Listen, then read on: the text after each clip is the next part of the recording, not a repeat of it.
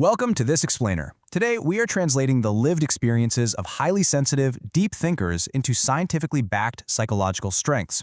Honestly, if you've spent your entire life feeling misunderstood, constantly apologizing for how your brain works, or, shrinking yourself down just to fit into rooms that absolutely don't feel right, well, you are in the exact right place. We're going to take a structured, data-driven look at some very specific traits that cluster together in people whose minds are simply wired to operate at a much, much deeper level than the world around them. Okay, let's dive right into this by acknowledging that quiet, aching sense that you are somehow tuned into a completely different radio station than everyone else. You look around at your friends, your family, or your coworkers, and you literally feel like you're picking up a signal that nobody else can even hear. I want to establish right out of the gate that this feeling, it isn't a flaw. It's not depression, and it definitely doesn't mean you're broken. It is actual psychological data, and it simply means your brain is running entirely different, highly complex processes. Section 1. The Deep Processing Mind. How many times have you heard this one? You've probably been accused of overthinking, or refusing to just let things go, because you constantly ask why after getting an answer. While most people hear an answer and feel completely satisfied, you hear an answer and you feel a door opening. You ask why, and then why again, and yeah, this probably gets you in trouble. People are always telling you to just relax and let it go. Now, what's really fascinating here is that this isn't anxiety. It's actually a high need for cognitive closure. It's an intrinsic motivation to engage in effortful thinking. Your mind simply refuses to accept incomplete information. Sure, the cost of this is exhaustion, because let's face it, you can't easily turn your mind off, but the massive advantage is that it allows you to catch what everyone else walks right past. You uncover these profound insights that most people totally miss, just because they stopped asking questions 3 steps too early. Ouch, right? At some point, someone whose opinion mattered has probably called you lazy, passive, or unmotivated when you refuse to engage with certain tasks. They see you have all this potential, but they think you just want to apply yourself. And sadly, some part of you might have even started to believe them. So, the crucial takeaway here is that your brain is running a rapid cost-benefit analysis. You simply cannot be bribed into caring about things that don't align with your values. This isn't laziness at all. It is a highly sophisticated filtering mechanism.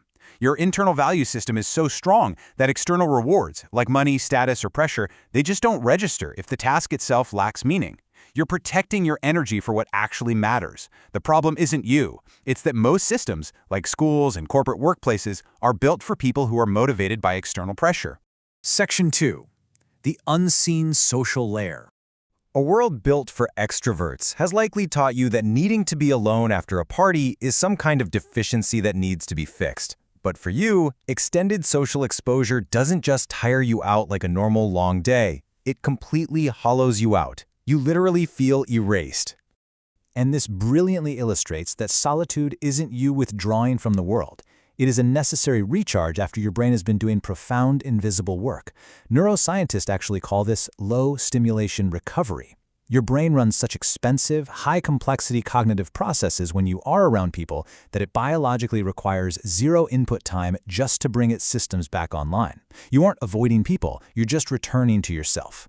When you interact, you aren't doing standard socializing. While most people are just casually listening to the words being spoken, you're running what's called predictive social modeling.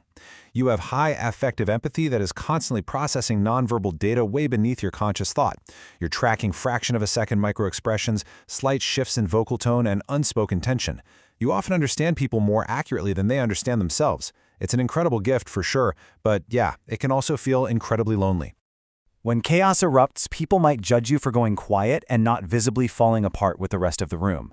You feel the emotions acutely, sometimes way more than anyone else, but you go still. And what do people call that? They call it coldness.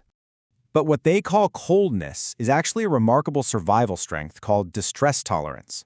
This is the rare capacity to sit with intense emotion without being controlled by it. Your nervous system has learned to hold intense feelings without being destroyed by them. It keeps you anchored while everyone else is getting swept away. You instinctively step back from the edge to steady yourself. Do you know that this is a level of emotional regulation that most people spend years in therapy trying to build? You naturally operate on the principle of processing the data first and reacting later, if at all. That isn't detachment, my friends. That is emotional mastery. This is exactly why empty pleasantries feel like wearing clothes that just don't fit. Surface small talk isn't just boring for you, it is physically uncomfortable and actively depletes your energy. You have an almost biological drive for real connection, what psychologists call a need for depth. You don't need a room full of acquaintances. You need one meaningful conversation that actually goes somewhere real. Quality over quantity every single time. Because you have already made peace with your own mind, you don't need to use constant noise to run from yourself. And that allows you to find deep connection in total silence. You can sit with someone you care about for an hour without speaking a single word and feel completely engaged. Granted, this totally unnerves people who need constant background noise to function, but for you, it is a sign of profound comfort and courage. Section 3. The existential weight. Now we have to talk about the weight you carry, because it's uniquely heavy. It's a three-part weight. First, you've likely always felt older than your peers. That's precocious development. You're grappling with meaning and mortality while everyone else is just skimming the surface. Then there's the achievement gap. That steady, grieving awareness of your immense potential compared to your current reality. And underpinning all of it is an existential isolation. The reality that your highly individuated consciousness makes you so precisely formed, and precision doesn't fit perfectly everywhere. It's like being a custom-made key. True resonance is incredibly rare. Section 4. Your design, not a flaw. The absolute cruelest part of all this was that society judged your solitude as antisocial, your emotional steadiness as coldness, and your depth as overthinking. They weren't wrong about seeing those traits, but they were entirely wrong about what those traits meant. What they were seeing was not a flaw in your design, it was the design itself. This is exactly how a high-performance, deeply analytical, highly empathetic mind is supposed to function. So here's the ultimate question. Once you stop apologizing for how you process the world and you stop performing for rooms that weren't built for you, how will you use this profound design to finally move in the right direction? You are not broken. You have an absolutely incredible engine under the hood.